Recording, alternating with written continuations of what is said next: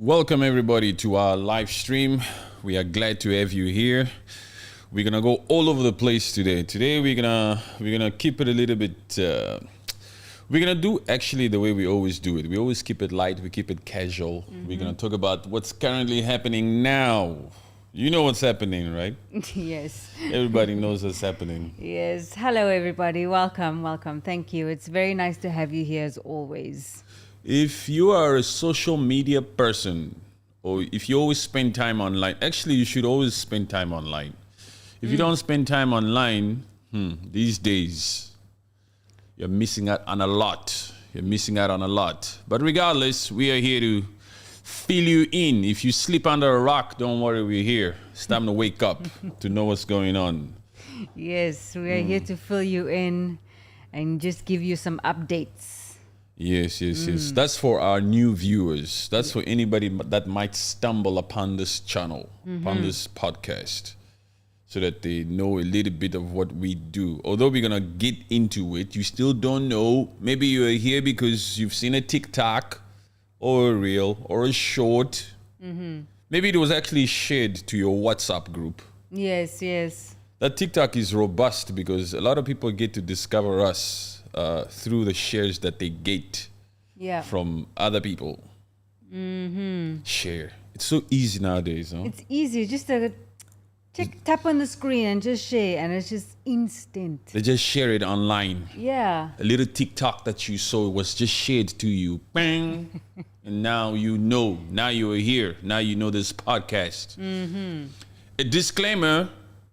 We read before we speak, but we are very casual and real and authentic with what we say. We give our views and our opinions on the many things that's happening. Right now on the news, Nigeria is kicking the hell out of South Africans. They're beating the hell out of South Africa. They're whipping them. South Africa had the audacity to come out here and try to challenge the giants of Africa. These particular people, these Nigerians, they live online, huh? Yeah. It's almost as if South Africans forgot that they are dealing with Nigeria. They forgot the narrative. They completely forgot the narrative. They thought, just one person just thought, let me do this. But, They forgot the narrative that Nigeria, even from a young age, even the youth, even from 8 years old, 9 years old, they're already online. You forgot the narrative? They get to know their way around very soon. And to keep it real so that you perhaps understand it in however way you'll understand it. You forgot about the term or the phrase Yahoo boys? Yay! These will be out there, man. No, I'm being real with them. Some of them will get it. Some of them will try to bring about a different conversation, but that's not what we're talking about. Yes. You see what I'm saying? Yes. They are skillful when it comes to being online. Exactly, man. They are. If a Nigerian is able to convince a lady in Mississippi to send some freaking money over, surely that particular Nigerian is able to convince an Uber driver to come over and deliver some shit. I'll pay upon delivery. These freaking South Africans forgot that skill. Yes. They forgot who they're freaking dealing with. You understand what I'm saying? These guys are out here able to convince people from across the freaking world to send the money. Now, we're not saying all Nigerians are out here doing funny things, but it's the narrative. Because we're being real and authentic with you guys, we have to say it in a language that you will understand. You understand what I'm saying? Yes. It's in the minds of everybody. On Rules Voices, we say it as it is. The narrative exists that I will convince you to send me money. I'm able to. Yes. Those little Yahoo boys are able to convince these grandmas. They're able to convince them. We're not saying it's a good thing. We're not saying it's a bad. We're not here to judge on that. We're not here to speak on that or to dwell on that or to get into that. But we are just saying, I think Black South Africa forgot who they're dealing with. It's like know your competition. Study your competition before you try something. South Africa, especially Black South Africa, is out here being naive. Completely naive. Completely not thinking before you act. You have to know your opponent. You have to choose who you want to challenge. You understand what I'm saying? Yes. You can't be out here just just doing things without thinking. Yeah, doing things by the whim. It's just like you had a bit too many black labels that night, and you thought, let's do this. It's the same way South Africa likes to vote. to vote Without thinking. without thinking. Not looking at people's manifestos. Black South Africa is out here either voting for today they vote for the EFF, tomorrow they vote for the ANC, and the next day they vote for MK, or they even the DA. Easily swayed, not making up their mind. So some South Africans took it upon themselves to challenge people who are skillful in that particular field, ordering online. The infrastructure of doing it online belongs to Nigerians. You have to know it. You have to know your capability. You can't be out here just doing things without thinking. Nah. My goodness. I mean, even that whole thing about the online, like these scamming things. For me, I don't know about everyone else. It's like the first group of people that did it, for me, it was the Nigerians. That was the narrative. That's the narrative, but Yes. it's not the only people. It's And not. also, there are people who do it better than them. Yes. Even from some of these imperialistic countries, a lot of people deal in stupid stuff like that. But like I said before, we're not here to open that can. We're not here to talk about that. We're not even here to use that term that starts with an S. Oh, That's yeah. not the term. This is not that kind of podcast. We're here to talk about the Bolt for Bolt challenge. We're here to talk about the fact that South Africa has failed miserably at a challenge that they themselves brought upon, that they brought up. Yes. They initiated this challenge. They wanted to take them on, and now they are failing miserably to a point where even the South African government themselves had to come out here and say, hey, Naja, you won. Let's stop this. Yeah, it's very true. You know, it's actually, you know, you have to look at it from both ends. Yes, it's comical. It's funny that they thought all of that they can do that. But, you know, thinking deeper into things, it's messing with people's daily life. It's messing with people's work life. And this, yes, we understand. Hello, Israel. Israel is here. How you doing, my brother? What's going on? I hope you're well. It's been a while since we've conversated, but all is well. I trust you good. Israel says it's not funny, but it's funny yet. It's also funny. Yeah. It's not funny, but it's funny. Yes, it's not funny, but it's funny. A lot of, like you said, a lot of people's way of lives are affected. Some of those Uber drivers ended up driving for nothing, use fuel for nothing. Yeah, but it's the world that we live in. But it's also, it's the fault of these puppets. Yes. At the end of the day. At the end of the day, Black South Africa isn't totally happy because of how the puppets are running South Africa. Nigerians are also not happy, majority of them, because of how puppets over there are also running Nigeria. You know, if South Africans were happy in South Africa, it would have been a result of puppets doing a great job. The reason why Black South Africa sometimes gets threatened by the presence of people who possess such great entrepreneurial skills like the Nigerians is because of unemployment, lack of opportunity, and all that kind of thing. They're not happy. They're not being catered to. Yes. Yeah. That's why this freaking narrative exists, this cultural war between the two. Yeah, it became because they realized that, you know, the government is just opening up these things for people just to... there's no segregation of how many expats can be working in a certain company. Yeah, but you know, at the end of the day, it's opportunity. You know, a boss of a company or an owner of a company wants to hire the best man for the job. If I owned a company in South Africa, regardless of whether I'm South African or not, I would want the best person for the job. Yes. Yeah. That's why even in most countries, even in the world we live in, you get the term expat. For example, you go to France, you go to UK, you go to UAE, you go wherever you go in the world, you go to China. Those particular companies are even recruiting workers or skillful people from anywhere in the world. We want the best person for this particular title. No matter where they come from. Yes. So Yeah. that thing that exists in certain political countries where they say you have to hire so many South Africans in your company. You have to hire so many Nigerians in your company. You can't be hiring only foreigners. I don't really agree with that shit, huh? I didn't tell you people to be lazy. As a company owner, as an entrepreneur, I want the best for my company. I'm investing money and effort in my company. I want the best man for the job. Yes. I'm not out here to only hire South Africans. I'm not out here only to hire Nigerians. I want the best person for the job.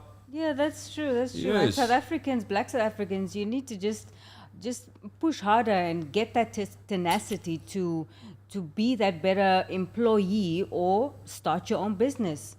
Think of these ideas that you want to do. You can't just blame people for having that business mind to open the shop on the corner. Why didn't you open the shop on the corner? It is a spirit of jealousy. You see, if you don't have a backbone, if you don't have work ethic, if you don't have ideas, if you don't know how to go about it, if you don't have ambition, if you don't have passion, all you'll do at the end of the day when you don't have and you see other people prosper is develop or cultivate a spirit of jealousy. That's the only thing. Deny is the most predictable response of all humankind. Yeah. You'll come out here and deny all that about you and want to blame, point the finger at them. Why are you allowing them? Why are you allowing them? At the end of the day, if you had it in you, we would see it. It would be loud out here. Yes, exactly. We would locate your skills. We would locate you. Yeah, this, it's it's not funny, but it's funny. Understand that, and I like that, Israel. Because it's also a little bit dangerous.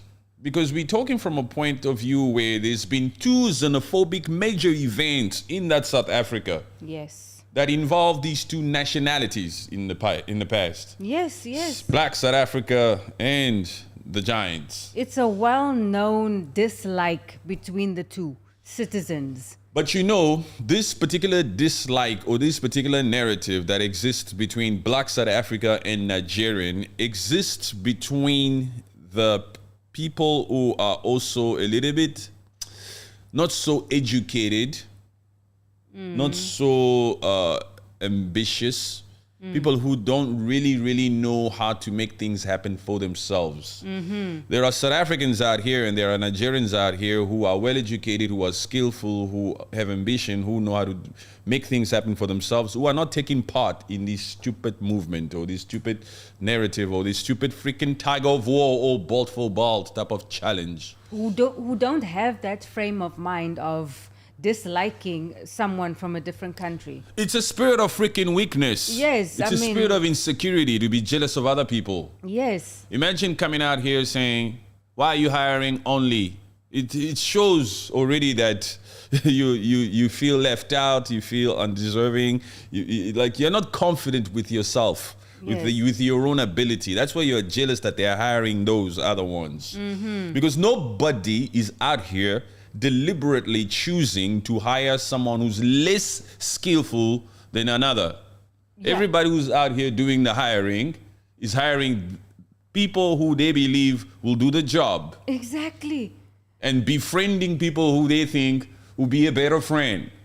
Chilling out and swagging out in Camps Bay, Clifton, or wherever these posh places are in South Africa with companies they believe can hold stimulating, informative, educational conversations. Exactly. Yes, there's a reason so why. Simple. Yes, there's a reason why certain Nigerians are just preferred certain places. There's a reason why certain South Africans are preferred certain places. There's a reason why certain perhaps Congolese are also preferred in certain places. Yes. It's not because of a nationality type of thing. Those that discriminate or those that pick according to nationality are young minds. They're not traveled enough. Yeah. I don't give a crap where you are from. I don't care where you were born. I don't care what your nationality is. I don't care what type of passport you hold.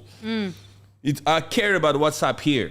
Yes. I care about who you are as an individual. I care about your character. It's about how you portray yourself, how you handle yourself in conversations, and also in difficult situations, in stressful situations. It all applies. Because, and in this day and age, you cannot really say, I dislike, doesn't matter how well-traveled you are. Everything is on internet these days.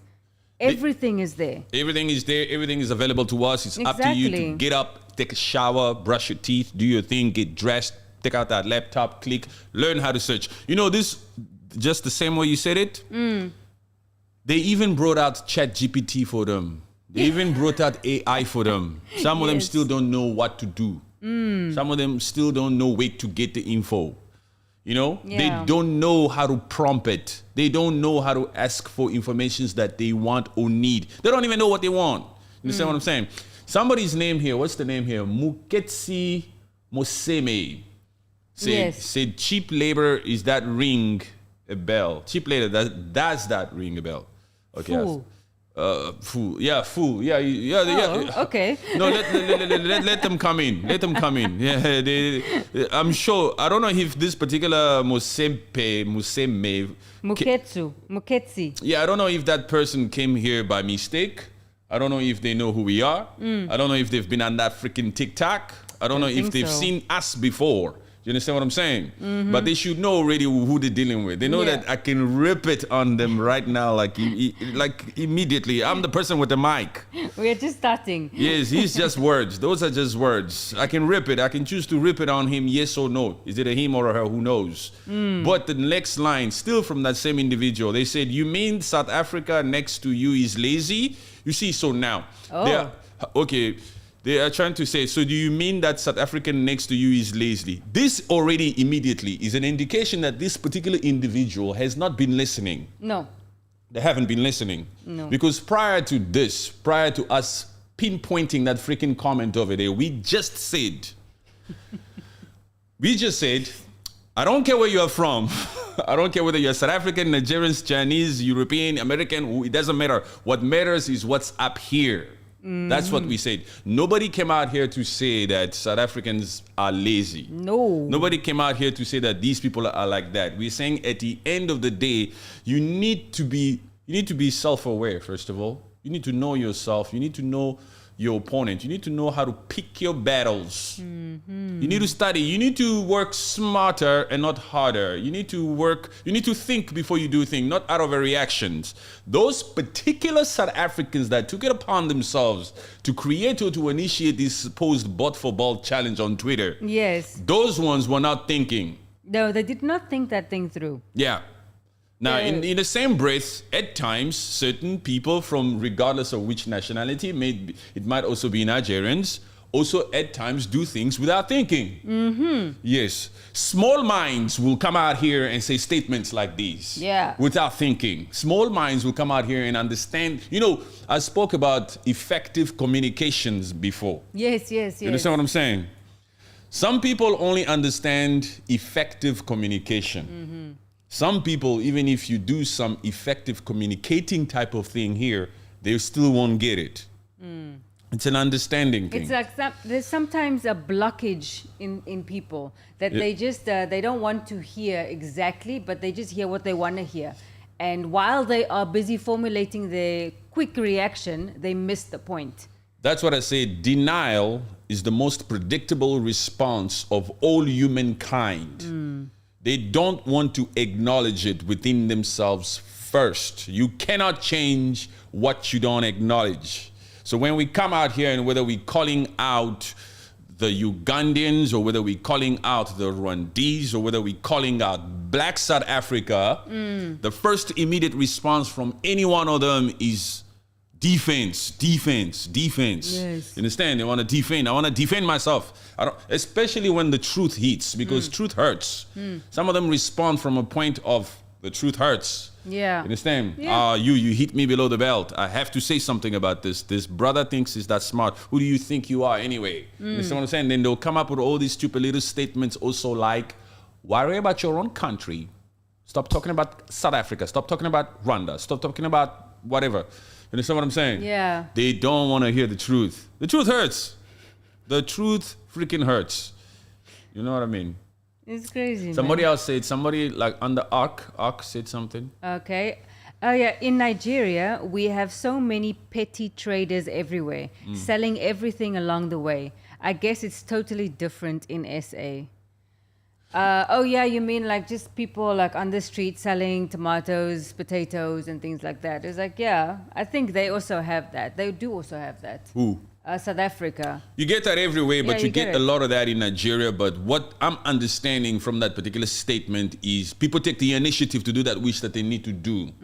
We are not here to judge whether you sell diamonds or potatoes, as long as you are not lazy. Okay?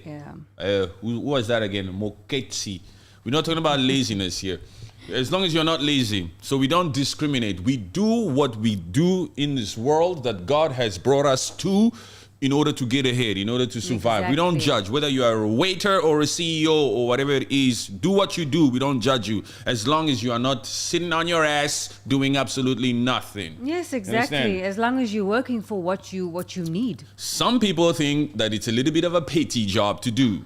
You understand what I'm saying? There is no petty job. And most Nigerians don't mind doing it. Most people don't mind doing it. That's why they've cultivated and developed that spirit of entrepreneurship inside them.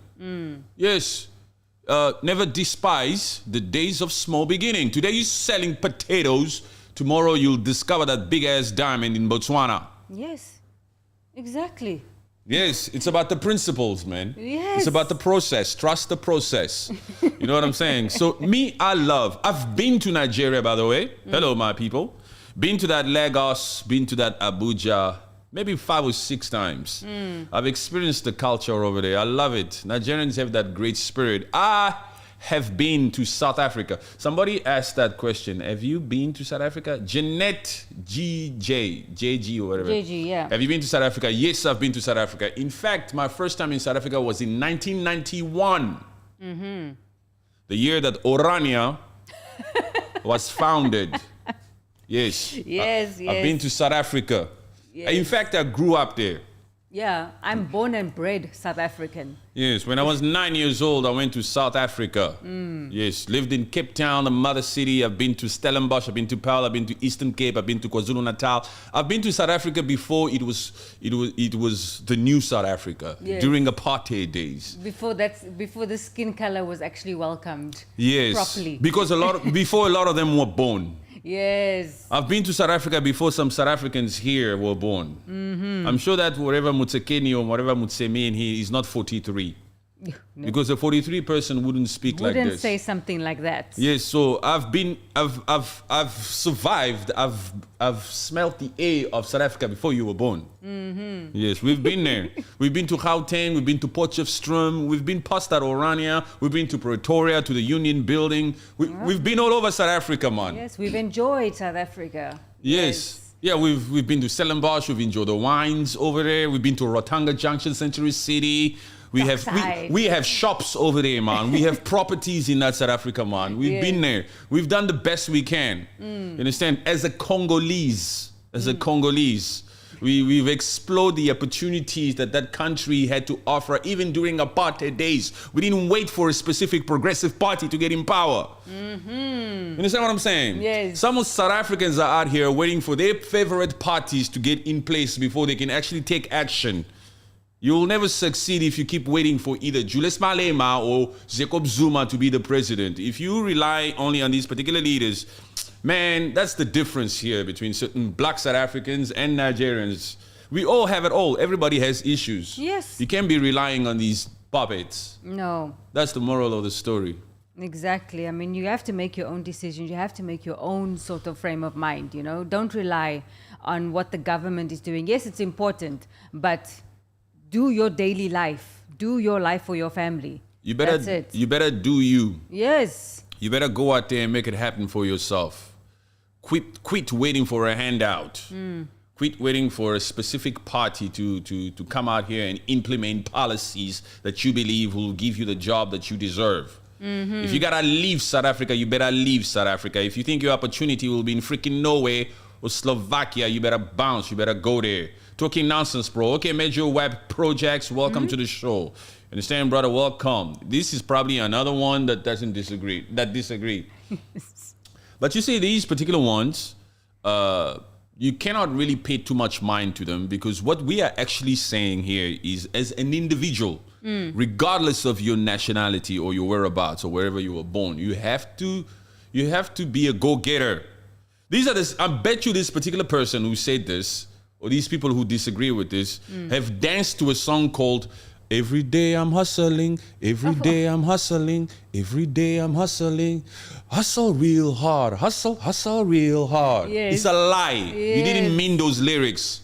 You were lying, because you are out here only waiting for your favorite party to win. You are out here trying to blame the Nigerians or blame the Rwandese or blame this one. You see, that's a lie. Yeah. You have to be able to do it for yourself. It's the facts. Yeah, just get up and do it for yourself. Come on. You can't be blaming other nationalities for that. Why I didn't get the job? Oh no, the Nigerian got it. No. So, as we talk about Nigerians and South Africans, we also have to mention Chidimma. Yeah, that girl. I think it's because of, you see, everything is like a spiral. Everything just keeps happening because of this, because of that, because of that. Yes. While we understand the whole freaking identity theft thing that happened in 2001 through her parents, we understand that. We are not saying, South Africa, you should be out here allowing people to steal your identities left, right, and center. What's wrong with you? Where's your Pan-Africanist spirit? Let them steal. No, man. This is not what we are saying. That's how some minds are understanding. Some people out here, they don't have the mind to understand that we are saying, yes, you are right.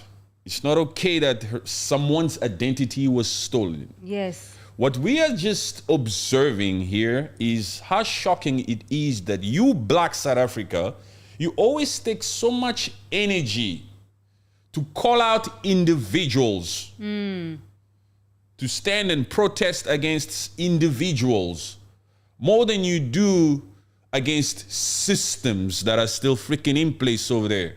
Exactly. You understand what I'm saying? That was fighting an individual. It's very easy. They pick small little battles. Yes, and it was something that she didn't even decide. Yes. She was a baby. She was just coming into this world. Yes. And it was taken out on her. And the system is still the same. So fight the system. Jeez. Great job, Pat. One Africa, one love, soft dick. What up, brother? What's going on? Thank you very much. Appreciate you. At the end of the day, that's what we want. One Africa. Yes. What a difficult task. One Africa, one army, one currency, unity, a spirit of unity. You don't see Asians fighting among themselves like this. No. You don't even see these freaking Europeans up there fighting among themselves like this. It's only in Africa where we have these stupid narratives that are existing here, where there's some form of freaking Afrophobia happening. It's such a sad thing. It's funny, but it's not funny. Yes. You understand what I'm saying? The fact that this tug of war, this spirit of competition exists between Nigerians and South Africans should stop. Yes, and it's actually very disheartening because xenophobic behavior is just another form of racism against your own countrymen or continent, people from the same continent. It's actually the worst. Yes. It's actually worse than the other form of racism that's against skin color. Yeah. It's worse for me to fight my own kind than to sort of understand that these opposite kinds are fighting. Yes, these ones that are different are fighting. Okay, you can easily understand that. But when you see this other same kind fighting among themselves, you kind of think, guys, what the fuck is going on? Exactly. Calm down. Yeah. Yes. Family, that's what they say, family or blood is thicker than water. Because they say, guys, in families fight, but we make up. Family is thicker than water. You understand what I'm saying? Yes. If you extrapolate that, you'll get to that place where I'm saying, as Africans, we should be one family. Yes. It's one skin, Wena. Yes, Wena. So we're on one continent. We shouldn't fight like that to a point where we permanently disown ourselves. You understand? At the end of the day, we're still family. Yeah, Yeah, of course. That's what we're talking about here, but they're not really going to get it. There's another, Hendal. Oh, hi, Hendal. How are you? Groups of like-minded Black South Africans need to get together and work as teams to form small accounting businesses, medical practices, startup companies, etc. You have the brain power. Yes. Groups of like-minded Black South Africans need to get together and work as teams to form small accounting businesses, medical practices, startup companies, etc. You have the brain power. Yes. You have. When I hear that, I like that and I love it. I want to now talk about the fact that that would be so well encouraged, and that will actually happen. We would have that if these particular young men also perhaps saw that in their leaders.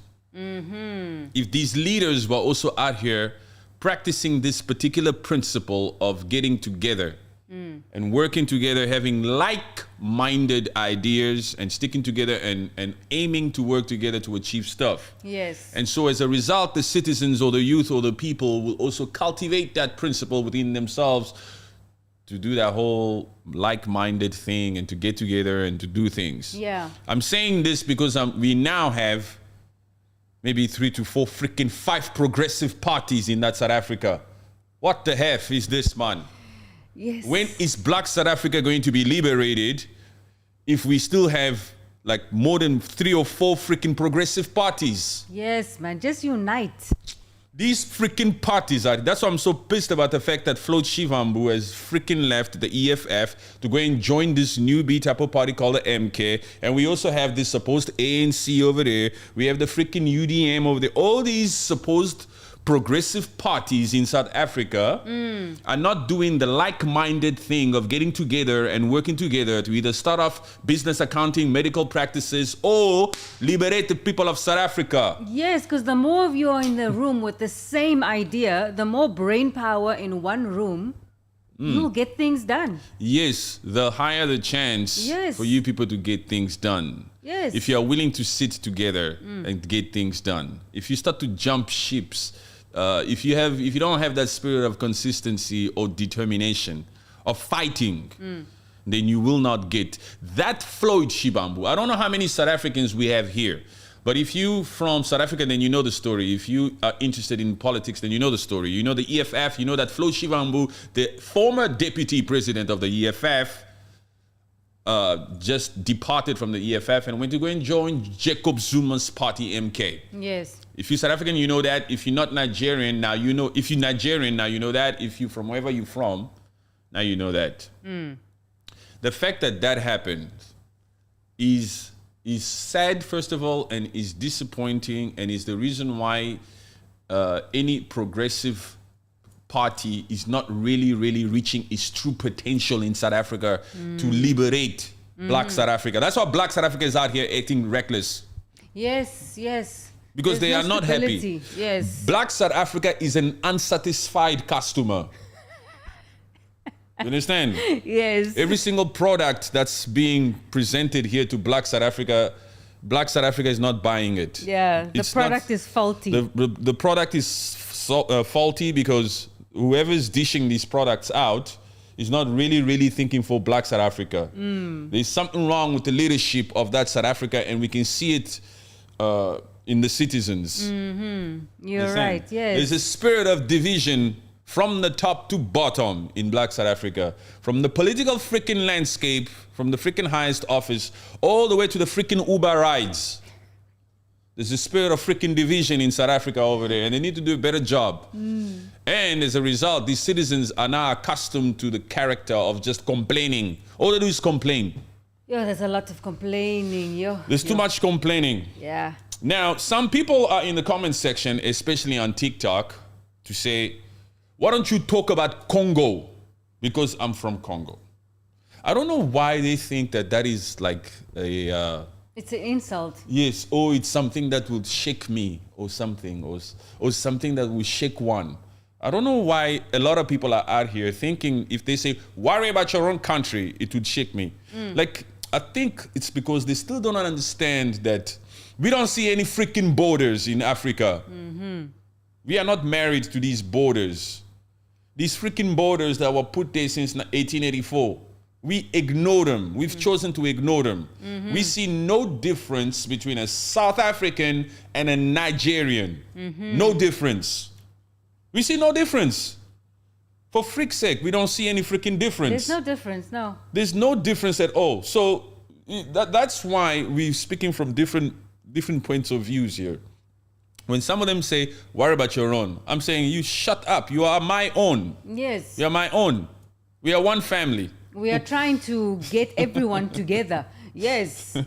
We are speaking for all. We are trying to speak for all, for everyone to sort of understand. We're trying to waken the minds. Yes. We're trying to waken the minds. We're trying to remind them that, hey, they lied to you. They came here to divide you. And guess what they're doing up there? They are united.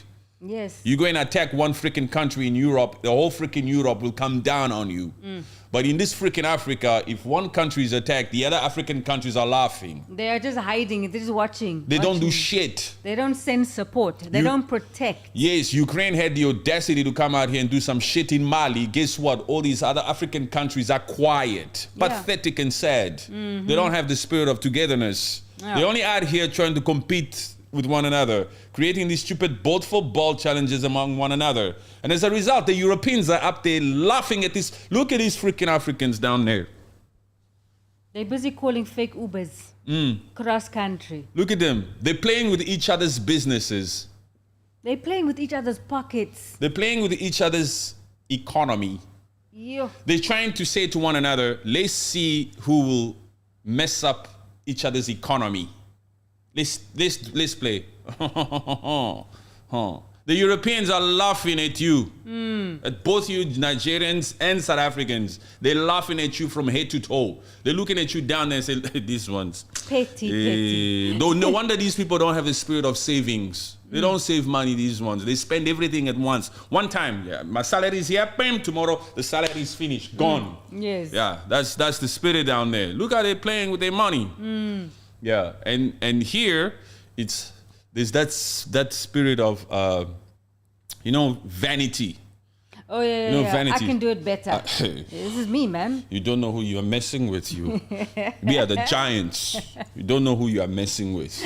We will show you. They mess with the wrong country now. We go show you. I was watching something, a reaction from this Bolt to Bolt, and there was a tweet from a South African saying, "Hands up. I retrieve because I received the package on my door and it's so expensive. I don't know how I'm going to pay for it." Really?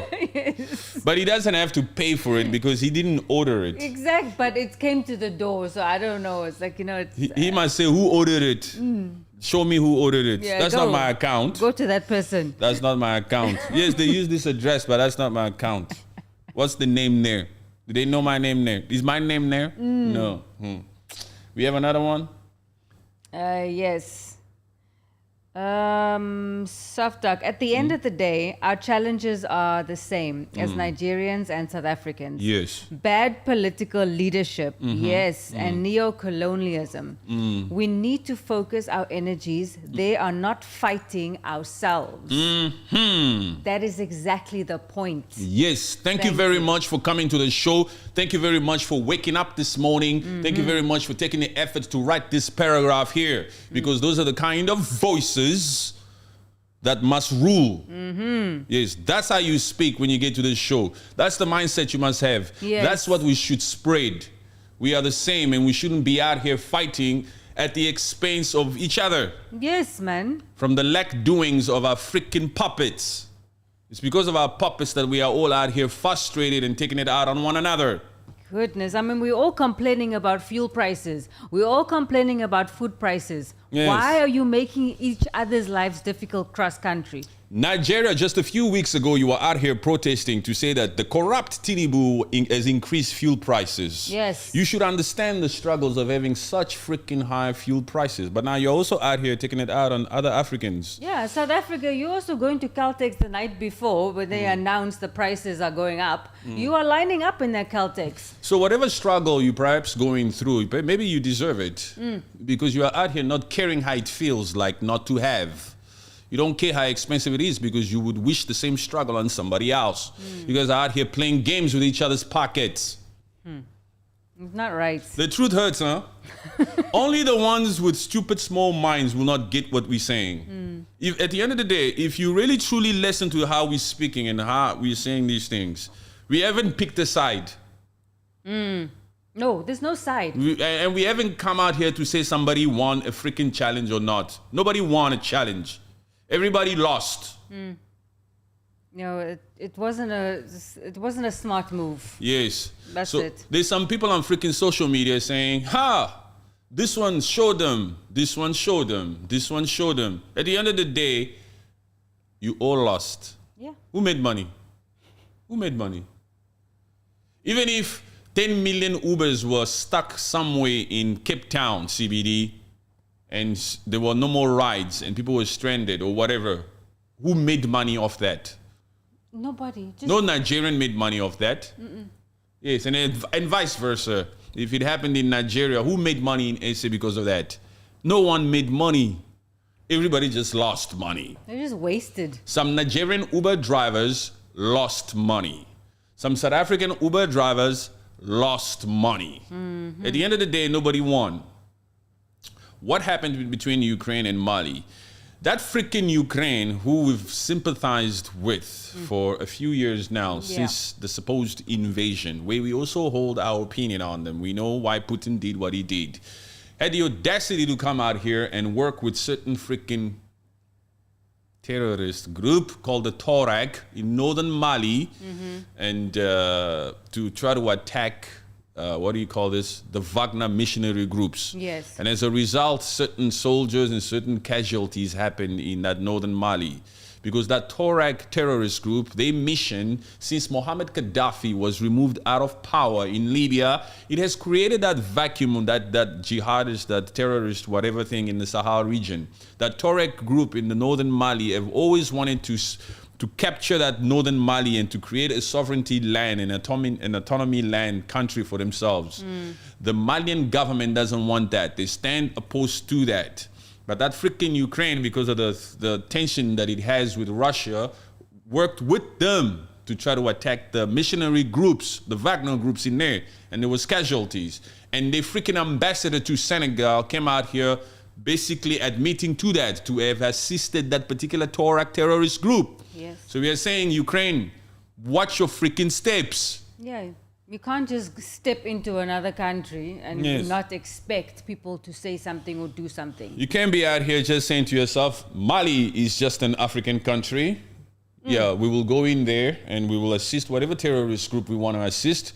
We'll do that wish that we want to do over there. Nobody can come after us. In fact, those little puppets country down there, they don't even know how to stand together. Look at their citizens doing that freaking ball-to-ball challenges. It's the same thing, even in the political space. Yes. They blame one another. They don't know how to have security for one another. So even when we say Africa must unite, we also mean that on a government level.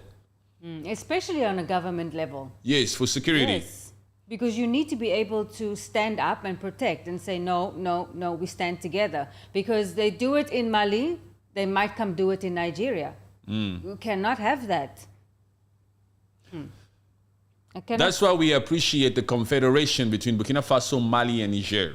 And part of the agreements of that confederation is to say, security first. If any freaking person feels the need to attack any one of us, we will all come to the defense of that particular country. You know what's so cool about that confederation in West Africa? Burkina Faso, Mali, and Niger. The coolest thing about that is that when the coup happened in Niger, Burkina Faso came out and said, even before they even signed to be together, before they even signed for that confederation to exist, Burkina Faso came out and said to ECOWAS, if you do a military intervention into Niger, we will stand with Niger and protect them at all costs. That was even before they even signed any freaking form of confederation. Yes. Yes, that kind of spirit. Yes, that spirit of integrity, that spirit of oneness. Yes, that spirit of standing together. Yes. Okay, Samuel Koloko. Koloko? I cannot see Koloko. You are last person to talk, Chief. You said South African ladies are ugly. Could Hunter fake Pan-Africa? What? First of all, the English is a little bit confusing. And second of all... When did you ever say something like that? How can I say South African ladies are ugly when I have a South African lady right here? Exactly. I never said that. Yeah, I think he's talking about the TikTok where I said, it's the South African woman that loves the Nigerian man so much. Yes. Because the Nigerian man will come out here and splash. Yeah, but that's true. He went to go and find the word ugly somewhere in his own repertoire, somewhere in his own space. And he came to YouTube here. He probably just saw it now because I posted it earlier today. Oh, okay. He probably just came here now. He took the time to say, let me look at this freaking profile here first on TikTok. Went to YouTube and he got lucky. He got lucky because he can see that we are live now. Yes. You got lucky, huh? And you got the proper response. Kololo, you are lucky that I'm even saying your name here today. Yes. But here we keep it real, we keep it authentic. Next time you come on here, don't lie. Because you are the one actually who's lying. You came out here to say that I say South African ladies are ugly. That's a lie. I've dated a few. You have to put it that way. You have to tell him. Hey, actually, one of my ex was where she went all the way to Miss South Africa. Oh, yeah. Yeah, what the hell is he talking about? I've had South Africa's finest also. You've been to those pageants. Yeah, I've been to those places. He's talking about, I say South African women are ugly. No, that's a lie. I have proof. They are beautiful. So if you thought that I would come out here and agree with you, my friend, you are sadly mistaken. I think that they are gorgeous. I have one of them sitting right here. This guy's flabbergasted. Whoever that is. Kololo sounds like it's from where? Kololo, I don't want to guess, but maybe it is South African Kololo. Sounds like it. I think the best guess will be to say South Africa because he's out here, in his opinion, in his fake narrative, defending South African women. It's a fake narrative because nobody's used the word ugly. No. He used the word ugly. Yeah. We just read it. We have never said anything like that about another person. Black Africans must have one common goal: to fight bad, corrupt leaders in Africa if we really want Africa continent to move forward, period. Very well said, Austin. Rules voices. Yes. Those are rules voices. If you get it now you get it. Rules voices is not necessarily, you have to understand what we mean by rules voices. Yes, I know my name is Rules, but it's rules voices. Rules voices are the voices that must rule. That's what the tone is, the way that it is. This tone is the way that it is because it's intended to rule by God's grace. Amen. And we will always aim to speak the truth, to speak in a way that promotes unity. We don't incite violence. We don't incite discrimination. We are not out here to cause divisions. We are not out here to say some people are ugly. Never. We are out here to say everybody's beautiful in their own way. Yes. And that we should live together and accept one another for who we are. That's what we are out here saying. Yes, we are promoting unity. We are promoting that, respect each other no matter which country or which continent you are from, in this case. Just love everybody. Get along. But we're not just going to come out here and sing, "We are the world." Not kumbaya. We are the children. We are the ones to make a better place. So let's start. Yes, we believe in that message, but we're not going to be so cliche and so soft. Understand? We're going to promote unity and promote the togetherness spirit, the Pan-Africanist spirit, but also at the same time, we're going to call you out on your bullshit. We're going to say, South Africa, stop your freaking Afrophobic freaking nature and accept your African brothers. Stop being out here being too proud of things that was built during freaking apartheid days. Black South Africa is yet to freaking create something for itself. Yes, man. Go and do something about Orania. Go and do something about Kleinfontein. Go to that boom gate and protest. Some South Africans don't even know about Kleinfontein. We have to help them and educate them and tell them there's a place called Kleinfontein where even Cyril Ramaphosa, their black president, isn't allowed. Yeah. At least the Orania he can drive through, but in Kleinfontein, also it's in Gauteng also. He cannot even go to the boom gate. He has to request, open the boom. Whether it's Gauteng or Pretoria, who knows where it is exactly. But the fact that there's a place called Kleinfontein, whites only, established when? 1992. Since 92. And there hasn't been one freaking protest about it. No. By Black South Africa. A place where even their own president perhaps cannot even go. guys. What kind of system is this? Do something about that. What kind of world are we living in? Yes. Where we have a supposed rainbow nation out here discriminating, having places that show discrimination to different skin. That's a fake ass rainbow nation. Stop saying you're a rainbow nation when there are places in your country where certain races aren't allowed. Like Orania or Clenfontaine. What kind of crap is this? They're out here being fake to the core. And we gotta call them out, call a spade a spade. You're being fake. Black South Africa, you have a lot of work to do. Yes, exactly. You always talk crash, not crash, you mean trash. About Black South Africa. You always talk crash. You crashed. You crashed your sentence right here. And Fate heads, you crushed your own sentence. You meant trash. And Fate hated that he couldn't spell the word trash. Yes. That's because this isn't trash. Yes. This is facts. That comment is just please. This isn't trash. This is facts. Yes. It rhymes too. Pamela. Hello, Pamela. How are you doing, my sister? We still love you with the love of the Lord, despite how you came here. All we want is the best for you. We see you South Africans out there also struggling.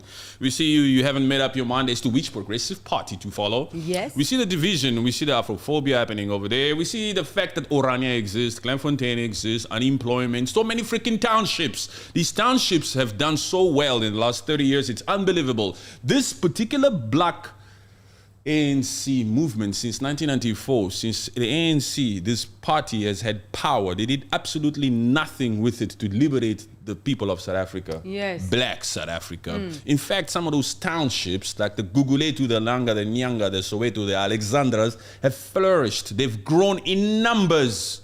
Corruption from head to toe. So Pamela, you can be out here saying that I'm talking crash. Okay, good for correcting me. I love you, Pamela. Relax. You're welcome. It's You're all right. welcome. Relax. It's okay, Pamela. It's okay. It's okay. It's okay. It's not that serious. It's okay. Yes.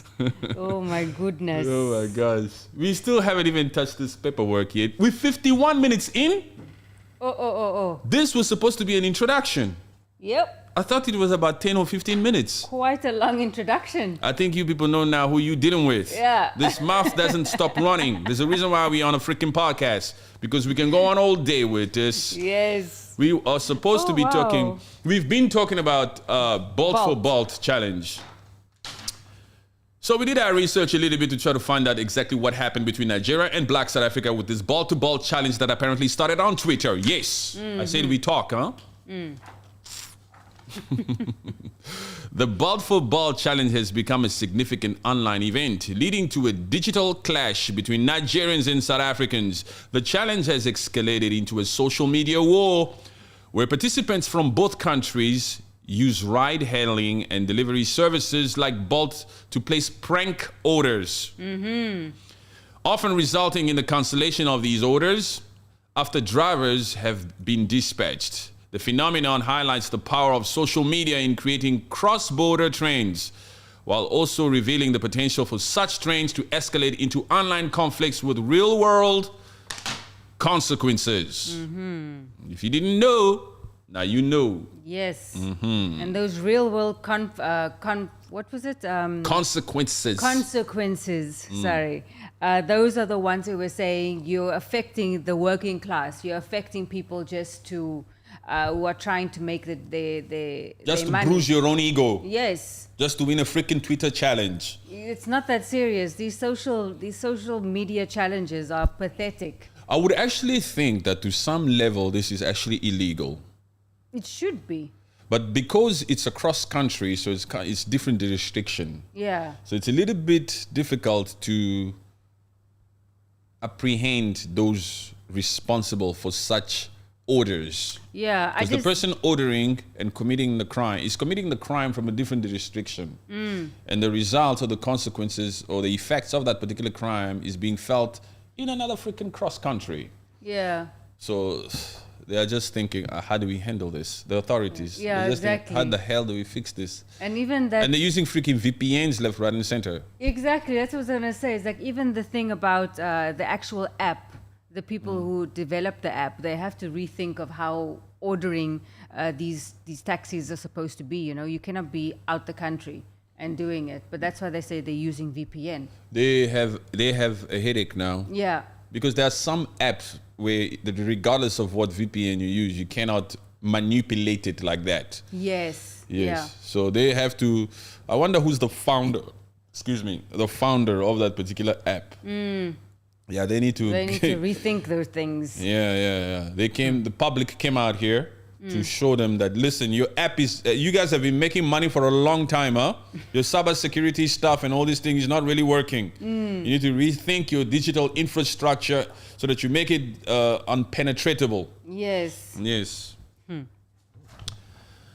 The Bolt for Bolt challenge began in August 2024 following a viral video in which Nigerian TikToker placed a ride-hailing order on the Bolt app only to cancel it after the driver had arrived. The video was meant as a prank and quickly gained traction, leading to a fury of similar videos being created by others in Nigeria. What started as a seemingly harmless joke soon spiraled out of control as South African users caught wind of the trend and began retaliating by placing and cancelling orders in their own cities. It's crazy, huh? It's just pathetic. How something so small. Let me read the consequences. The Bolt for Bolt challenge has had significant real-world implications, particularly for the drivers and businesses involved.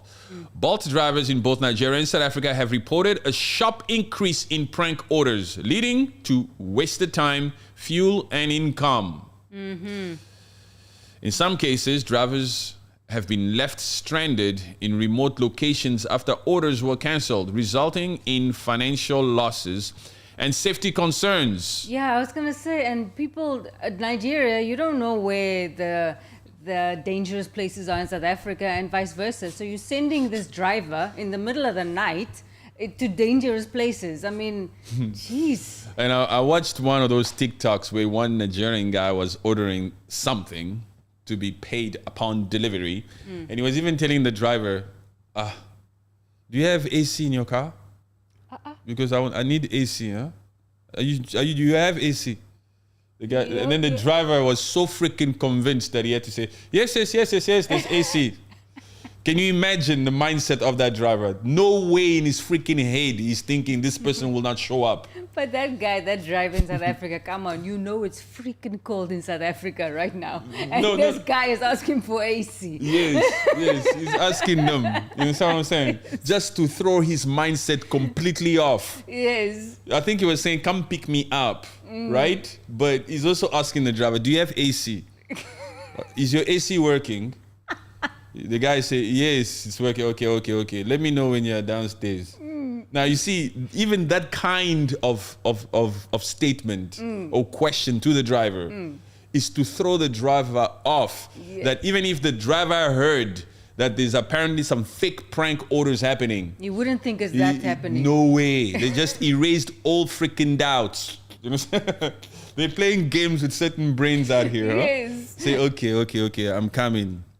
And some of those Nigerians, they're so funny because they know the ins and outs of South Africa. They'll order those freaking Ubers to come to freaking townships also. To certain townships. That's what they're talking about, leaving certain drivers safety concerns and stuff. Yeah. Because they send them to specific areas. That's where you're going to pick me up. You think I'm going to tell you to come pick me up in Kemps Bay?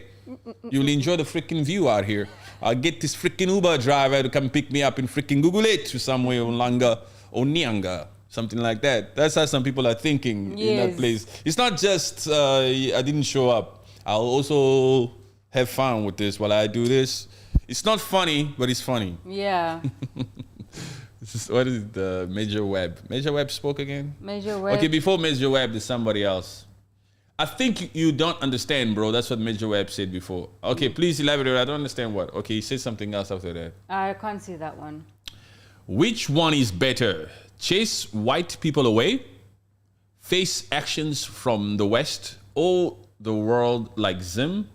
Or live with white people but reserve apartheid, where every policy benefits black people? This one, I think he's trying to give a pass to the existence. Orania and Kleinfontein. Yes, the existence of Orania and Kleinfontein. Are you in Kleinfontein? No, he's not there. I think that he's trying to somehow. No. Oh, face sanctions. Face sanctions. He says face sanctions. I don't know where he said that now. Okay. Which one is better? Chase black people away or face sanctions from the West? Or the world like them? Or live with white people but reserve apartheid? Where okay. He's trying to say which one is better. Should we chase them away? Or should we chase them away and face sanctions from the West? Or should we and become like a Zimbabwe? You know, so many sanctions, repatriation of land without compensation, Robert Mugabe days. Or should we reserve the apartheid? Right, reserve apartheid, like those places where every policy benefits black people. So it's trying to say, can we black people still remain in power and have policies that benefits us and all this type of thing? Let them do their thing. It's okay. They can stay there. We don't want to chase them away. Otherwise, we'll face sanctions from the West. That's what he's trying to say. But he's saying which one is better? Chase them away, face sanctions, or just help them preserve that thing while we have every policy that benefits us. My gosh. It's not really a choice, that one, for me. There's no choice here. No. You should eradicate that place. They should preserving the culture of these particular places. Because that's the excuse that they give, especially in that Orania. Yeah, they want to reserve the Afrikaner culture, the Boer culture. Yes, for the preservation of the Afrikaner culture. Yeah. And now in Kleinfontein, you're saying for the preservation of the whatever, but at the same time you're saying black people are not even allowed here. That's not preservation. No. That's not preservation. That you must go and do it wherever the hell you originated from. That's wherever this freaking Afrikaans shit originated from. That's where they should preserve it. You understand? That's where they should hold monuments and freaking museums left, right, and center. You can even have museums here in South Africa where Young van Riebeeck. Yeah, there are Young so many van museums. Riebeeck. Yeah, you can have those museums there. But you can't have freaking locations where and every single person should be allowed in every single corner of South Africa. Yes, no matter your skin color, especially. Yes, there shouldn't be a place or a town or a province where people are not allowed. What kind of crap is that? And you want to say this is a democratic nation? No way. Don't worry about that. That's a small boy. I'll get to him in a minute. So there shouldn't be a place where certain races aren't allowed. No, man. You understand what I'm saying? Because that is not democracy. That is not standing up for that rainbow. Why do you say rainbow nation? That is not standing up for human rights. This is not. You shouldn't be discriminating just because of a skin color, just because you are wanting to preserve some sort of a culture. No. And even if your culture is strong enough, no matter who is living where, you have your own culture. That is it. It's got nothing to do with you're not allowed to come in here. This freaking apartheid system in South Africa is out here so freaking forceful and aggressive that it has been able to convince the mind of black South Africa into accepting these freaking actions. Yeah. We will establish Orania, we will establish Kleinfontein, and these are the reasons why. And black South Africa is out here, not all of them, accepting it and believing it and finding reasons to understand it. We don't want to face sanctions. Let them preserve it. They're not bothering anybody. They're literally saying you are not allowed there. There's literally a spirit there of racism. And you are out here finding ways to see how to accept it. Yeah. How to continue to live with it. In the same breath, you are saying we will accept them to live in our own South Africa like that, where we are not allowed to go there. And Chidimma, go. Chidimma, Chidimma, it's not right. You cannot be like this. Chidimma, no. That is very. Oh my God, it's so sad. No, it's aggravating that someone would just say like, no, just leave them be. No, just. And at the same time, when he says, and let them be to preserve or whatever, but have the policies benefit South Africa, that's not true. It's selfish as well then. It's not true. Which policies? 80% of South Africa is still in the hands of the whites. 80% of South Africa is still in the hands of the minorities. All of those freaking mines are in the hands of the Oppenheimers and the Ruperts. Go to that Stellenbosch, Western Cape. Those are the top dogs. Those are the lobbyists. Those are the people that are running South African economy. They tell Cyril Ramaphosa what to do. He's a puppet for them. Exactly, man. Those are facts right there, man. Yes. Those are facts right there. What? Even that Orania. Why do you think that Orania was established in 1991? Yeah, because that Verwoerd, he saw what was coming. Hey, Nelson Mandela was coming out of prison that time. So they say, hey, this is the agreement. This is the agreement. We need to establish an agreement. We need to sign a colonial pact. You can come out, but you see that place over there, we will establish that place. It will have its own money, its own municipality. It does not report to the South African one, but it's here. But it's not even an autonomy. It's very different to that Eswatini. Yes. Or that Lesotho. Those Eswatinis and Lesotho have their own autonomy. Like they are on their own. That Orania is still a part of South Africa. Yes, they are still... Orania is still following South African law. But they have their own money. Yeah, but it's the same as South Africa. Yes. So that one is just an imbalanced system, a system that doesn't have to make sense, but let's just forcefully put it there. Let's just forcefully accept it there. And these ones, these black South Africa must just accept it. No. Okay, you're playing games, there's also Claremont. In Claremont, it's even worse. Before you even get to the... Klein-Fontaine. Klein-Fontaine. Oh, there's a Claremont. Claremont is something different, but it's not that. Claremont is that little place there in Cape Town. Yes. Before Wynberg. Yes. That small little area. All those freaking names, all names that were made or given since those freaking apartheid days. There's so much to change there in South Africa, huh? If truly is black South Africa that's supposed to be running stuff over there. The only thing that they really did is change that national anthem in a way that... you see, that national anthem, we agree with it because it accommodates for all. Yes. Especially in language. Keep the Afrikaans there. Yeah. So why are you singing? So what national anthem do they have in Orania?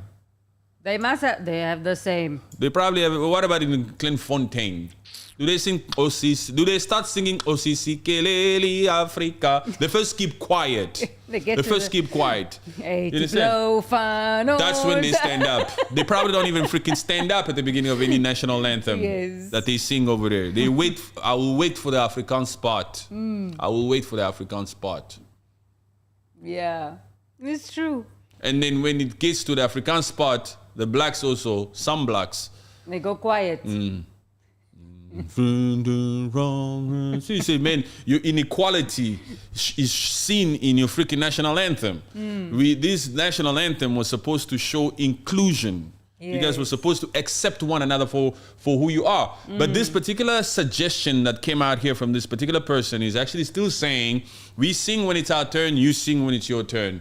We stay here, let them stay there. That's what this guy is saying. There is still separation. This is not what Madiba wanted for South Africa, the new South Africa. No.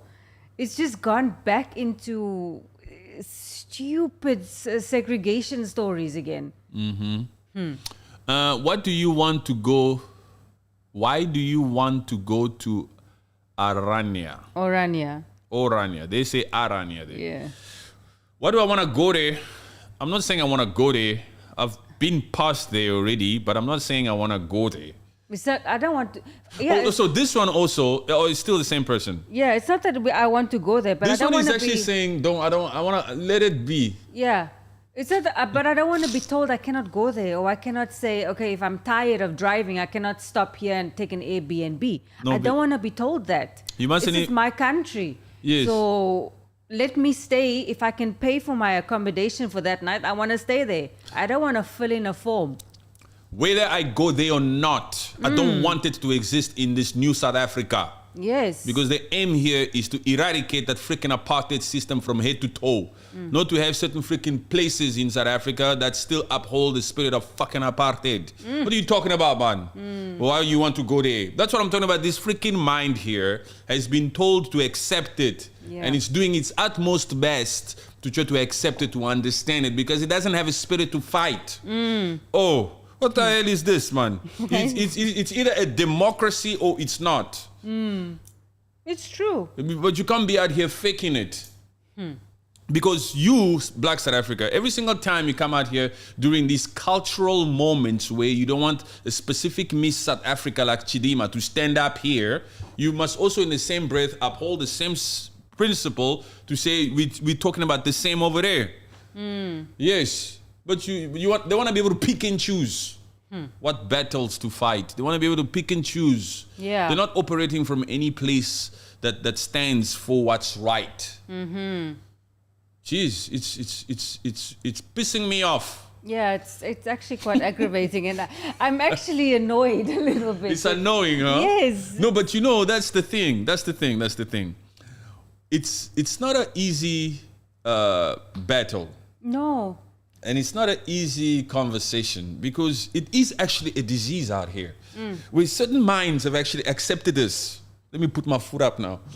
Because it's like there's certain minds here who are actually understanding the existence of these places. Yeah. They believe it's right. They just say it's okay, let it be. Some people are out here understanding and accepting that should they not be allowed to go to certain places in their own country, it's okay.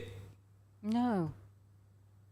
No, it's not acceptable. This is why not everybody can be a liberator or a revolutionary. It's not for everybody. No. It's not for everybody. Because you can't be so passive about certain things in the world. And also in the same breath as we're speaking, it's just maybe a little bit unfortunate that our people are not really so much here.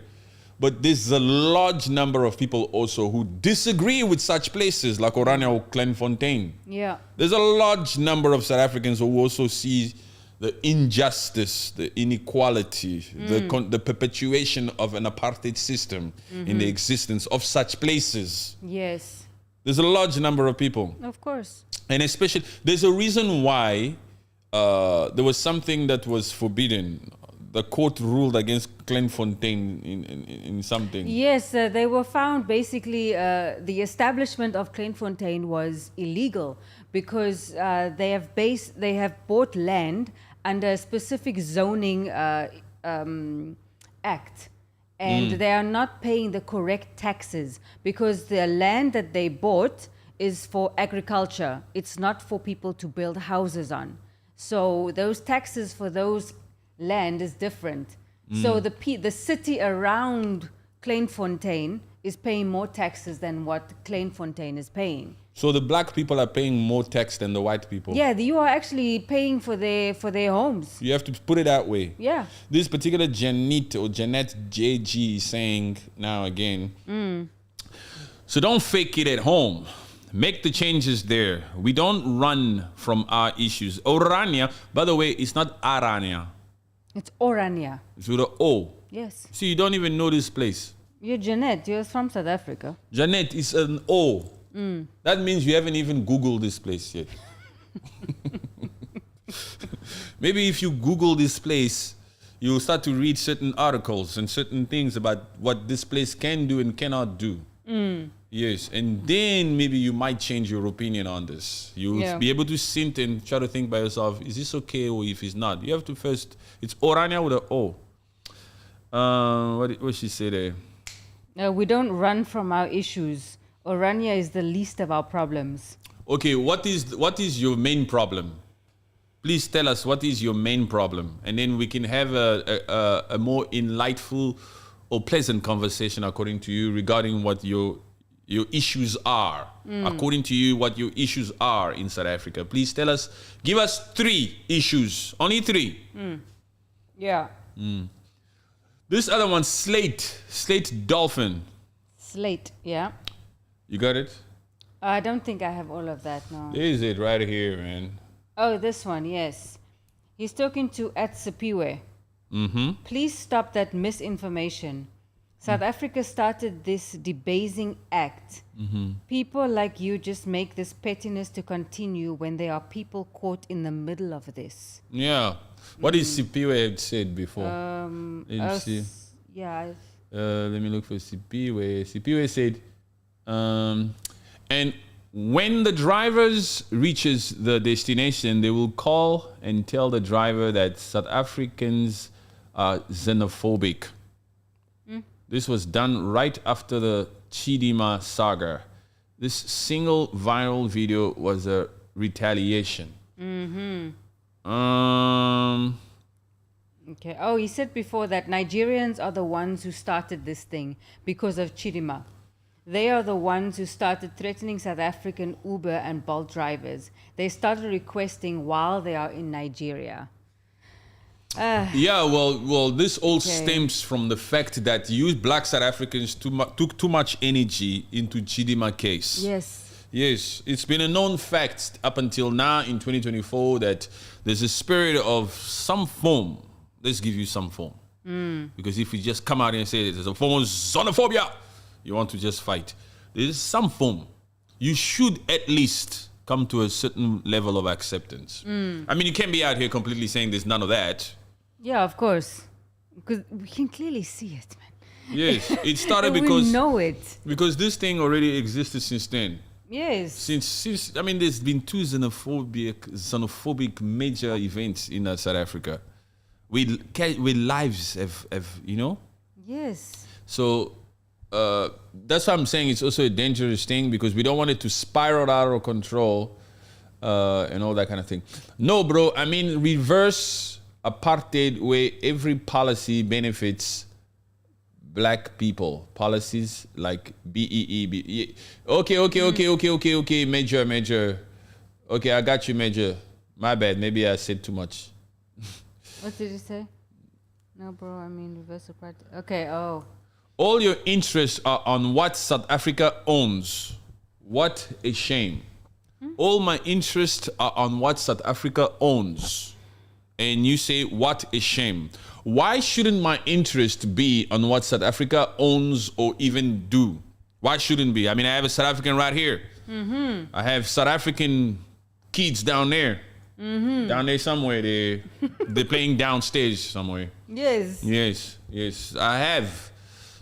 We have the right to do so. We have the right to do so. We have things in South Africa. Not just things. We have South African people. We have family. We have humans. we have papers. We have property. We have assets. Why can't we think about the system? Why should we fold or forfeit our rights to show concern about the governing about South Africa? We don't want to see South Africa run to the ground. No. We want to make sure that South Africa has a bright future. That's why we're going to be out here, make sure that we keep our puppets on our toes. It's only when the public goes to sleep that these puppets get ulterior motives and start doing things for their own benefit. You've been sleeping for 30 years and look what corruption did in South Africa. The load shedding, the scarcity of water, and all that kind of crap. Major institutions like Transnet and SAB, South African Airways, all that shit went down to the ground. Yes. Because of attitudes like this of people who turning a blind eye to things that South Africa owns. These institutions are supposed to flourish. And they can only flourish if we, the people who have the power, who appoint these people in positions of power, are out here doing our work. Exactly. Oh, what the hell is wrong with these people? I don't know, man. They just want to fold their arms and just chill out and do nothing. And just watch the country around them just do what... No, man. Just accept these freaking systems. Today, it's just Orania and Clemfontaine. Freaking 10 years from now, when this... First, they give you a freaking finger. Let's see if you'll accept this. You accept Orania, you accept Clemfontaine. Okay, you see this black South Africa doesn't mind. They don't mind. Okay. Let's add one more. Okay. Yeah. Now, let's add our own taxis. Black people, you are not... They'll bring it all the way back. Black people, you are not allowed to ride in these taxis. No. We're gonna test you out. When you book a taxi online, they're gonna do face. Until they come to take that entire freaking Western Cape. Exactly. And then they'll Until they say no, Gauteng, everybody okay, out. okay, breaking news. Cape Town is Western Cape, the whole freaking thing. Oh, Pearl. Oh, Stellenbosch. Oh, Yeah, Stellenbosch. You know, they say, okay, nobody allowed in Stellenbosch They now. take the wines. And even the ones that live in Stellenbosch, we will buy your house. We'll pay you out. We'll buy you out. Yes. Because South Africa doesn't mind. Yeah. What next? You know what's the craziest thing? Is that we have a president in South Africa who knows what's happening on social media when it comes to Orania and Kleinfontein. Yes. But he doesn't come out here to say a damn thing about it. No, he cannot. Cyril Ramaphosa, are you allowed to go to Kleinfontein? Apparently it's the white and only town in that Gauteng or Pretoria. Are you allowed to go there? Because it doesn't sit well with us that there's a narrative out here or a fact that apparently there's a town, there are places in South Africa where whites only are allowed. Please answer. We need a press conference from the president of South Africa to come out here and address these issues. Yeah, deal with it, man, and say, come on, you got to eradicate that nonsense. Come and give an explanation for these places. Maybe you know something we don't know. So far, this thing is driving itself up and people are understanding it the way that they want to understand it. There's different debates and freaking conversations on this. We need clarity. Yes. These leaders are out here just doing whatever they want to do, huh?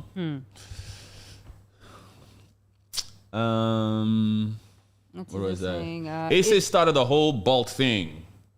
Yes, apparently, yeah, it's South Africa that started it. It's definitely South Africa that started They started it and then they put it on that freaking Twitter. Yes. And then the Giants came out here and whipped them. Yeah, and whipped them on it. Now, we are not saying it's cool. It's funny, but it's not funny. No. But you get what you ask for.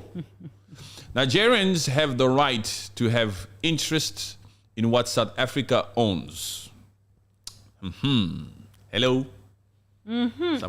Somebody's talking here. I'll repeat that sentence. Nigerians have the right to have interest in what South Africa owns. We paid for it during your apartheid regime. South Africa still owes us.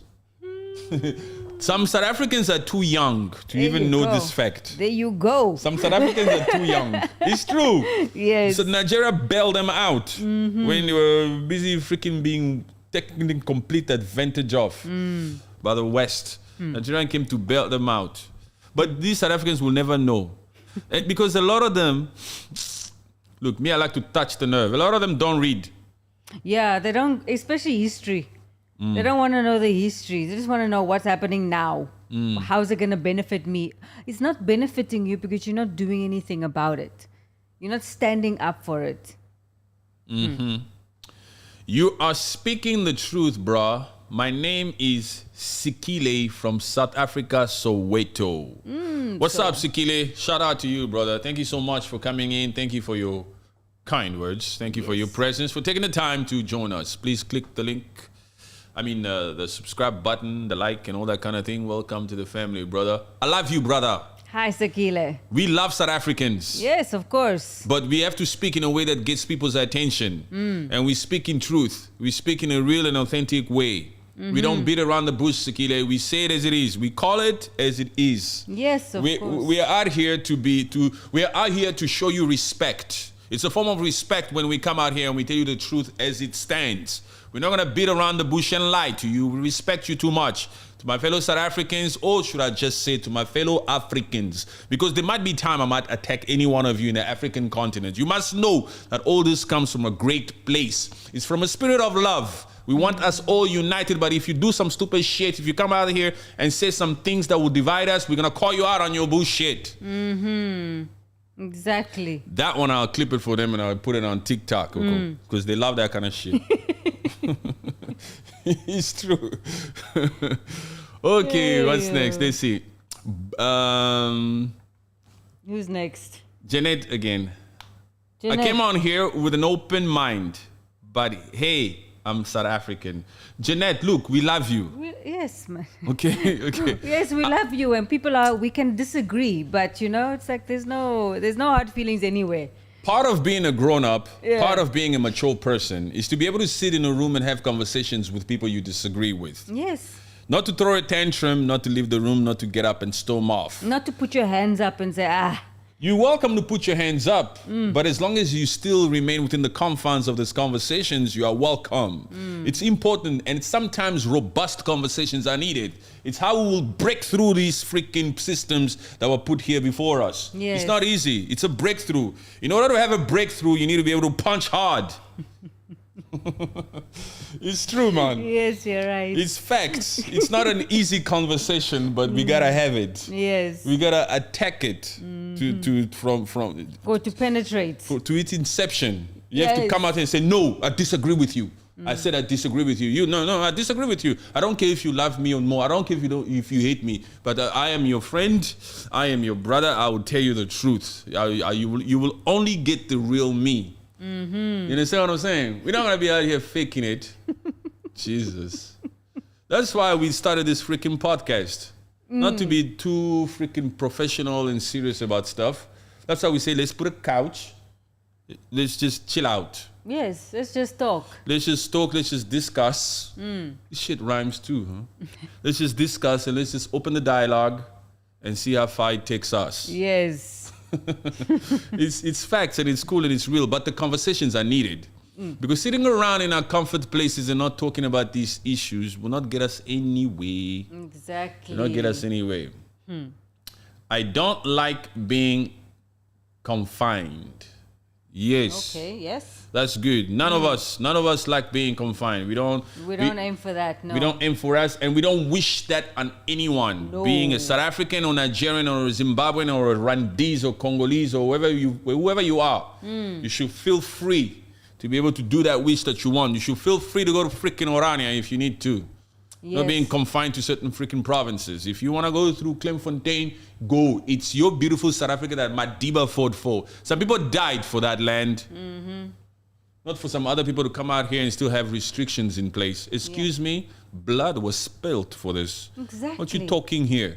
That's why I get pissed at some of these puppets that are out here freaking playing with people's lives through corruption. Hey, this is, those protesters, for example, in Kenya, those Gen Zs that lost their lives. Just imagine, some people actually lost their lives fighting for a better way of life. And the thing that is so sad, yes, standing up for what you want your country to be, and you're fighting for something that is better for yourself. But then, to lose someone's life, and then maybe now the protest is now subsided. What exactly changed? That's the saddest part about some of these protests. Yes. That's the saddest part about some of these fights. We admire the fight. We admire the strength of going out there. Yes. But we've just be careful and don't go. If it's dangerous, then go home. Try again. But, it's like nothing changed because the taxes came back. Yeah, they're on their way back. They took some things out, but Ruto said his new finance minister that was reappointed in a different position, he said, no, the taxes are coming back because, you have to pay the IMF back somehow. So I'm sorry, people. All of those protests and loss of business, it didn't do anything at that time. Hopefully, the thing is also, there must be tax. Yes. There must be, because that's how you can only raise money or funds to run the country through tax. That's how a country operates. Yes. Or you have to borrow. So now borrowing, we're going to put that as lost results because we're already $78 billion in debt as Kenya. National debt, $78 billion. And as of recently, they need to pay upwards of $2.7 billion to the IMF to be repaying this particular loan. They need to raise these things, and they need money to insert in certain sectors and industries for the good and better of Kenyans. Yes. In the school system, in the farming, agriculture system, all that's important. It needs to be done. But it's the way these freaking puppets go about doing things that pisses the Gen Zs off. Exactly. They are not smart. You can't be out here saying you need money for all this, but you're taking freaking private planes. But you're living a lavish lifestyle. But you're out here flaunting. You're out here doing things that aggravate the nation. That shows the nation, and you have unnecessary freaking cabinet members, huge salaries, unnecessary deputies, and people are buying this and that and moving around in high flashy stuff. We need new money to buy the vehicles of the freaking presidential people and all this kind of thing. And so as a result, the people are able to see this and they see this and they say, hey, we don't believe you when you say you don't have money. Look at your lifestyle, man. It's true, yes. I mean, granted, the protest, it helped. Because those ridiculous taxes on sanitary towels, diapers, daily things that everybody needs, those ones were eradicated, which is good. And Ruto, he is aware that people are watching him. You cannot be taking these flights, yes. So he has, I would think that he has curbed that excess of spending. These puppets don't change. I would think that he had learned his lessons in a little bit. Remember what I said in the previous podcast? Yeah. It's very difficult for a grown-up to change. It's very difficult for a grown-up to have an epiphany. It's very easy to change a kid, a youngster, to tell him, that's not how you do things, you need to change. Yeah. But for a grown-up, he believes in the fabric of his veins that what he's doing is right. And if he has the traits of a thief or of a corrupt puppet, you have to pray to God, perhaps even through only fast and prayer, that this particular puppet will actually change. We're not out here to be fooled by any freaking puppet. That's why, in my opinion, most of these puppets just simply need to be removed. That Zakayo will come out here and give different explanations for what he needs to do or to raise or to reintroduce more tax, but we need to watch them closely. Yeah, for sure. Never give a puppet the benefit of the doubt into thinking that perhaps he or she has changed. I say she because in Tanzania we have another one who's taking loans from the IMF. That particular lady. Yes. It's not just men here. Anyway, woo. Let me read something. I'm Nigerian, writing from Abuja. My parents were taxed by Mandela tax. Thank you, brother, for speaking the truth. Please educate our brothers in South Africa. Yes, Abuja, what's up, my brother in Abuja? We love that Abuja. We've been to that Abuja, that Transcorp Hotel, Hilton by Transcorp in Abuja. Yeah. It's nice over there, huh? Yes, it's not cheap. That Abuja is the capital city, huh? Yeah. Lagos always has the vibe. The vibe. It's like Gauteng, but it's in that Abuja where the big money is also, huh? Yeah, but yes. But I like the fact that you, Nigerian, my brother, you are saying educate our brothers in South Africa. So you show still that there's a spirit of togetherness there. Exactly, yes. Yes, you're not out here assuming or saying that they are not. You're not separating them. Yeah, there's no form of division there. What else do you have there? You have Kenya, no? You have more on Kenya. No, it was just the different taxes that they've reintroduced with, like, they've taken out the sanitary towels and the diapers. Of course, he has to take out the sanitary. That is for sure.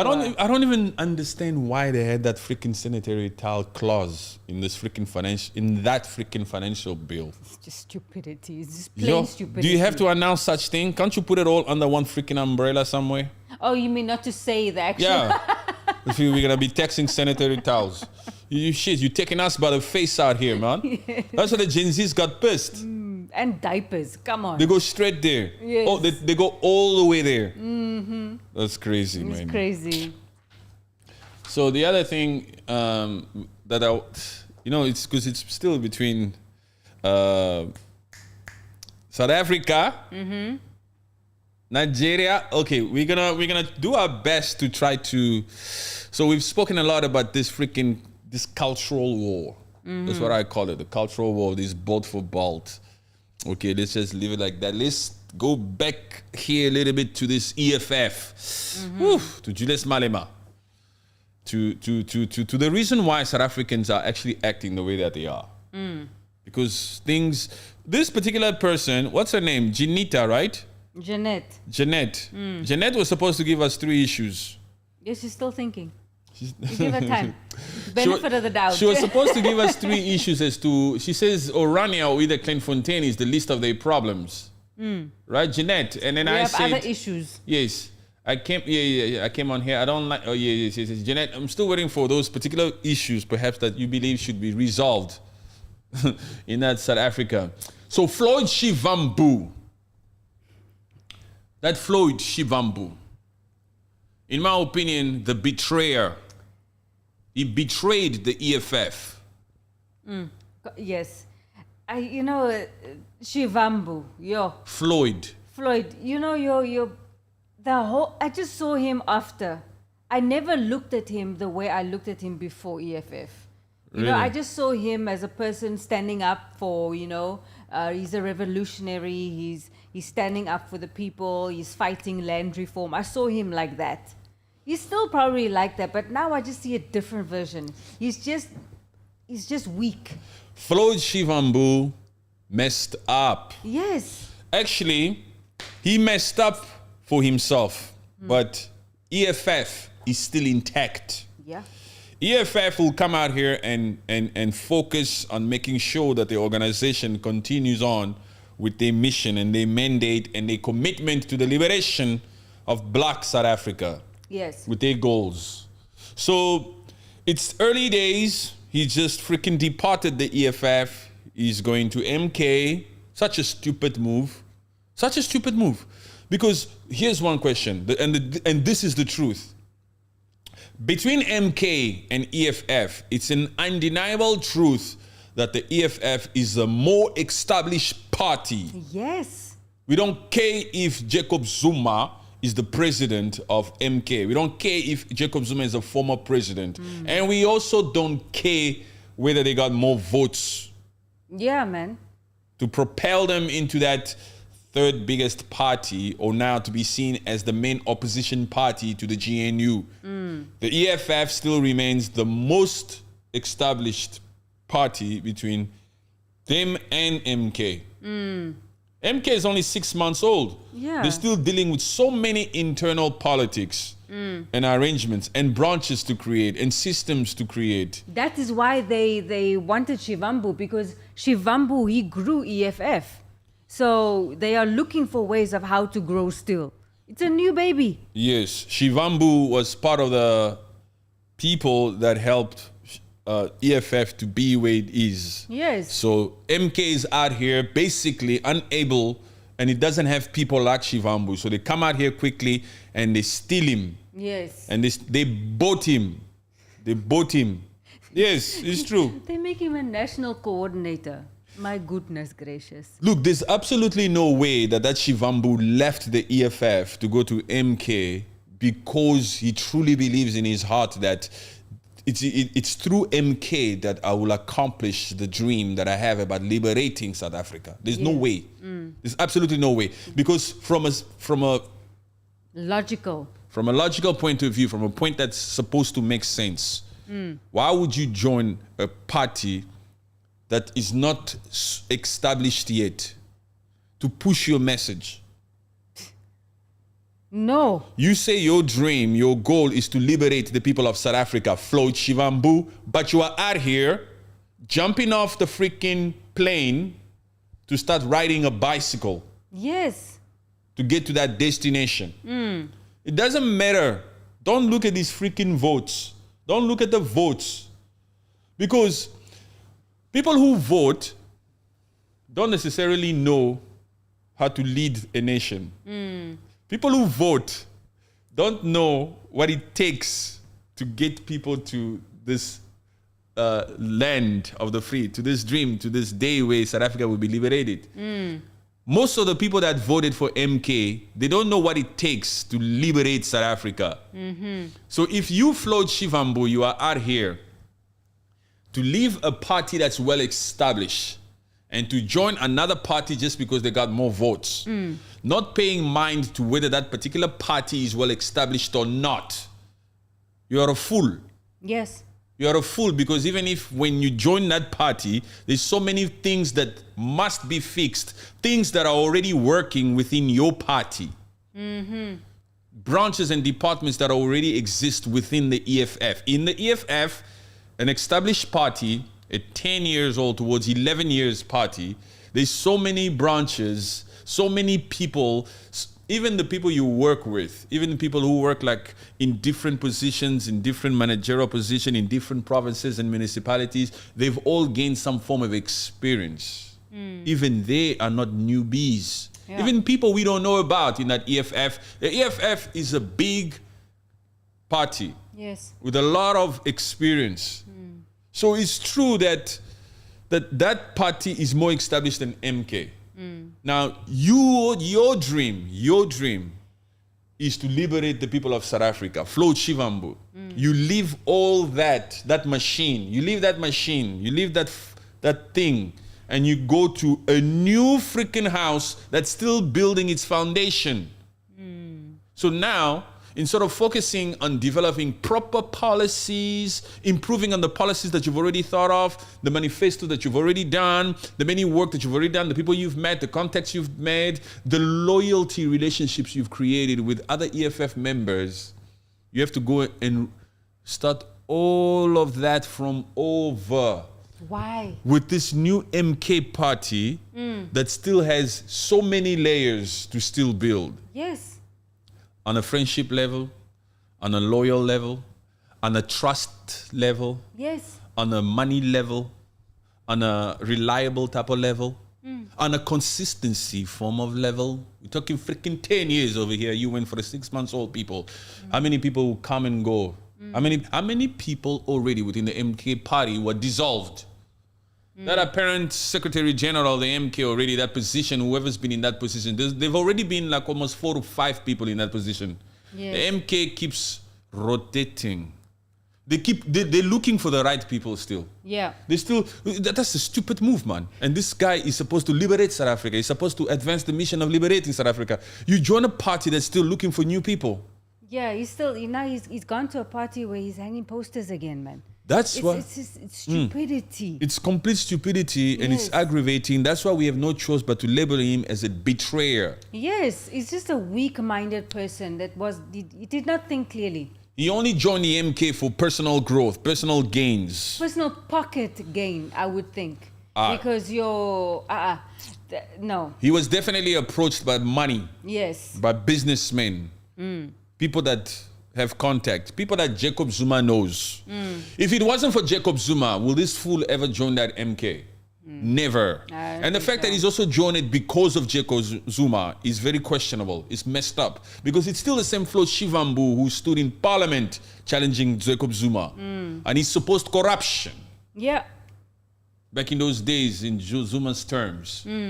They were part of the people that initiated that Zuma must fall type of movement. Yes, man, they to were the spear one. the whole African, to spear Black South Africa Yes. into getting rid of him. Remember those marches, those protests? They were the ones there outside the Cape Town Parliament. Zuma must fall. Yes. Yes. The same Black South Africa that voted for him again now in this MK.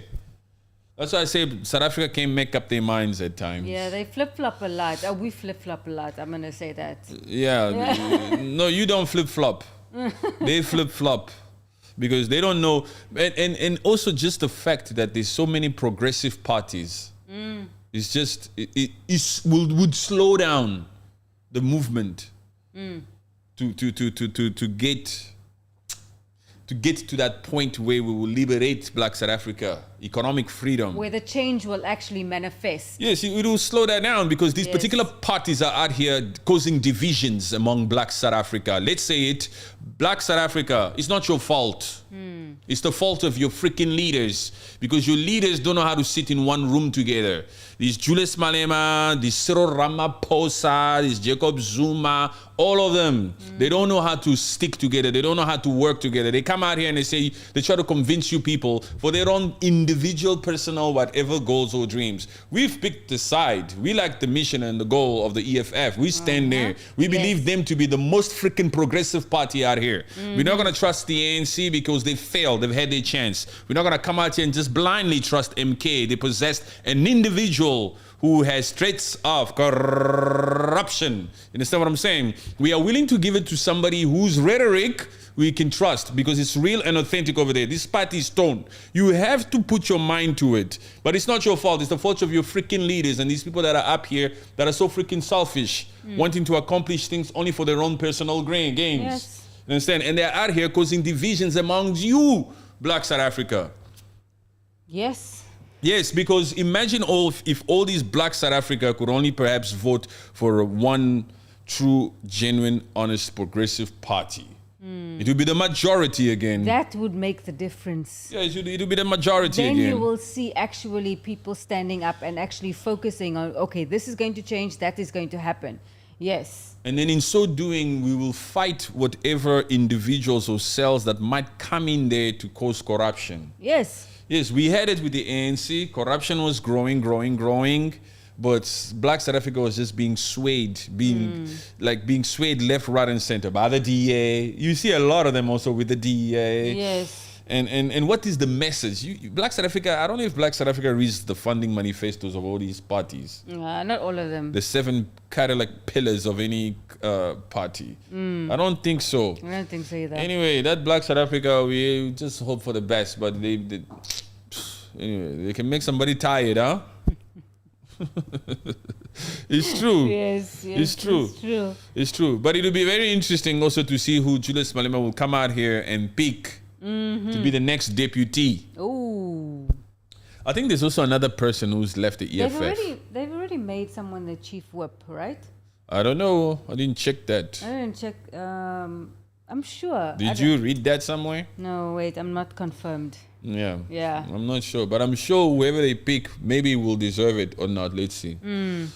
No, I won't bother. Lafala, it's been interesting. Thank you for having me. Cheers. Thank you, Jeanette. Thank you. Thanks, Thank you. Jeanette. Much love to you. Naja in the building. South Africans must learn to respect the King of Africa. Love your channel, guys. Who's that? Kenny King. What up, brother? Much love, brother. Much love. Naja. Welcome and thank you very much for joining. We appreciate you. We appreciate you, man. Thanks a lot. Thanks for the support. Okay, so today, I think that's a wrap for today, huh? Yeah. Yes, Yeah, I think so for today. it's been fun. If you haven't liked the video, please like. There's 26 of you people here, so there's 7 people maybe who hasn't liked the video yet, the stream yet. Please like, please subscribe, hit your notifications. We'll be back tomorrow. Yes. We're on all the time. I hope this tone or this voice wasn't too much to hear. No, I don't think so. Because We're we can go on them, huh? Yes. Yes. There was some who came here with funny little comments, but it's expected. We forget those. Yes, forget those ones. But when it comes to the Bolt for Bolt challenge, guys, enough. Please stop. Hey, khalas. Khalas, okay? We don't need that no more. People's livelihoods are on the line over here. That was not a smart move, South African content creators. But Kenny King is right. Yes. Yeah, South Africa, you must learn to pick your battles. Yeah. You were dealing with a nation that has 220 freaking million people. Obviously, they'll whip your ass when it comes to that. Yeah, it's nothing for them. For every one of you, there's freaking 10 of them doing it. Exactly. Yeah, and they live online. They'll come out here and do it exactly how it's supposed to be done. Yeah, so South Africa, I hope you've learned your lesson. On that note, seeing the thumbnail is about this Bolt for Bolt. Yes. And that hopes, Black South Africa, I hope you've learned your lesson. Don't ever come out here again and try this shit with the giants. Because you have to give respect and give credit where credit is due. These people don't play when it comes to anything online. They don't play. Not at all. You That's the South truth. Africans must know that already. That's really. the truth, and they don't know it. Yes. Who's more skillful online? A South African man or a Nigerian man? Let's discuss that topic real quick. My jollof. No, who's more skillful online? Who's more skillful online? You can't start an online war with these guys. They've been doing this. They didn't start this shit today. Don't make these kind of mistakes. Your leaders must advise you not to ever come up with these stupid types of challenges. If I was one of you South Africans, I would try to identify those South Africans who are responsible for starting this shit. Because they messed up. Of course. Yeah, you must pick your battles, man. Anywho. Thank you very much, guys. God bless. God bless.